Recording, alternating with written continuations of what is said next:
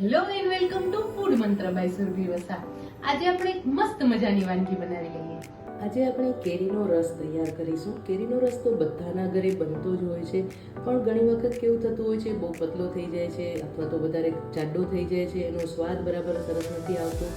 તો કઈ રીતે કેરીની પસંદગી કરવી જોઈએ અને કઈ કેરીનું કોમ્બિનેશન કરવું જોઈએ. તો આજે આપણે હાફૂસ કેરી લીધેલી છે અને એની સાથે મેં આ કેસર કેરી લીધેલી છે. કેસર કેરી અને હાફૂસ કેરીનો જો તમે રસ બનાવશો તો એકદમ પરફેક્ટ કોમ્બિનેશન થશે. સૌથી પહેલાં તો જ્યારે પણ આપણે કેરીનો રસ બનાવીએ ને ત્યારે કેરીને સૌથી પહેલાં અડધો કલાક સુધી પલાળી રાખવાની. કેરીને પલાળી રાખવાથી શું થશે કે કેરીની તાસીર છે ને ગરમ છે, તો એની અંદરની ગરમી છે ને એ ઓછી થઈ જશે અને એના કારણે તમારા શરીરને નુકસાન નહીં કરે. ઘણા લોકોને વાયુ પણ થઈ જતો હોય છે કેરીના રસના કારણે, પણ જો તમે આ રીતે કેરીનો રસ બનાવશો ને તો એકદમ પરફેક્ટ તૈયાર થશે. કેરીને આપણે રેસ્ટ આપી દીધો છે, હવે એના છોતરા કાઢી લેવાના છે. બધી જ કેરી છે એ છોલી લીધી છે, હવે એના આપણે ટુકડા કરી લેવાના છે. હંમેશા જ્યારે પણ ટુકડા કરો ને ત્યારે કેરીના રસ કાઢવા માટે ત્યારે છે ને બહુ જ ઝીણા ટુકડા નથી કરવાના અને આ રીતે કરવાના છે. એટલે એકદમ સરસ આ જે ઉપરના પીસ છે એ તમારા બધા સરસ પડશે. અને જે ગોટલો છે ને એ પણ એકદમ ઘસીને નથી કાઢવાનો, નહીંતર એની છોત આવી જશે. આવી જ રીતે કેસર કેરીના પણ પીસ કરી લઈશું. બધી જ કેરીને કટ કરી લીધી છે. કેરી તો બધી સરસ કટ થઈ ગઈ છે.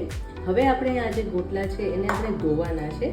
આ ગોટલાને છે ને એકદમ ચિલ્ડ પાણી લેવાનું છે, એકદમ ઠંડુ પાણી લઈ લગભગ અત્યારે આપણે 1 કપ જેટલું પાણી ઉમેરી રહ્યા છીએ અને પછી એને આવી રીતે એકદમ સરસ રીતે ધોઈ લેવાના છે. એટલે એનું જે પલ્પ છે ને એકદમ સરસ આવી જશે. અને આ કરવાનું કારણ એ છે એટલે હાથેથી જ્યારે તમે કરશો ત્યારે એની અંદર જે છોદ છે એ નહીં આવે અને એના કારણે તમારા જે ટુકડા જે રસ છે એ એકદમ સરસ તૈયાર થશે. તો આવી રીતે આપણે બધા જ જે ગોટલા છે એને ધોઈ લઈશું. બધા જ ગોટલા એકદમ સરસ ધોવાઈ ગયા છે અને આ રીતના એનો પલ્પ તૈયાર થઈ ગયો છે. હવે આ જે મિશ્રણ છે એને પણ આપણે મિક્સી જારમાં એડ કરી દેવાનું છે, એટલે કે ક્રશ કરવામાં એ પણ આપણે લઈ લેશું. તો આ રીતે મિક્સી જાર લેવાનું છે. મિક્સી જારમાં જે આ રીતની પ્લેટ હોય ને, 4 ફૂલવાળી જે પ્લેટ હોય ને એ પ્લેટ અંદર હોવી જોઈએ, એ રીતનું મિક્સી જાર હોવું જોઈએ. અને ઉપરથી આવો ડોમવાળું કે આ રસ બનશે એની ખાસ વાત એ છે કે એને આપણે ગાળવાની પણ જરૂર નહીં પડે. હવે પહેલાં આપણે ટુકડા લઈ લઈશું. એની સાથે આજે આપણે પલ્પ તૈયાર કર્યો તો ગોટલા ધોઈને એ ઉમેરી દઈશું.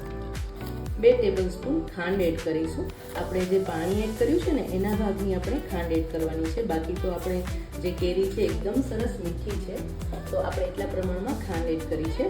અને હવે આ જે જ્યુસ બનાવશું એમાં એક એવું ઇન્ગ્રેડિયન્ટ્સ ઉમેરવાનું છે કે જેના કારણે તમારું જ્યુસ એકદમ ઘટ્ટ તૈયાર થશે, અને એ છે બરફ. લોકો જે ભૂલ કરતા હોય છે એ અહીંયા જ કરતા હોય છે કે અહીંયા જ્યારે પણ કેરીનો રસ બનાવે ને ત્યારે આપણે જે કેરીના ગોટલા ધોઈને પાણી એડ કર્યું ને એ તો બરાબર છે, પણ એના સિવાય પણ લોકો જે કેરીનો રસ બનાવવા માટે અંદર એને થિકનેસને બેલેન્સ કરવા માટે પાણી એડ કરતા હોય છે. અને આ પાણી એડ કરવાના કારણે કેરીના રસનો સ્વાદ છે ને એકદમ પાણી જેવો થઈ જાય છે. તો એના બદલે જો તમે આ આઈસ ક્યુબ એડ કરશો ને તો એનો સ્વાદ બહુ જ સરસ આવશે. અત્યારે આપણે લગભગ 10 થી 12 આઈસ ક્યુબ્સ લીધેલા છે. જે મિશ્રણ છે એને આપણે ક્રશ કરી અને એનો રસ તૈયાર કરી લઈશું.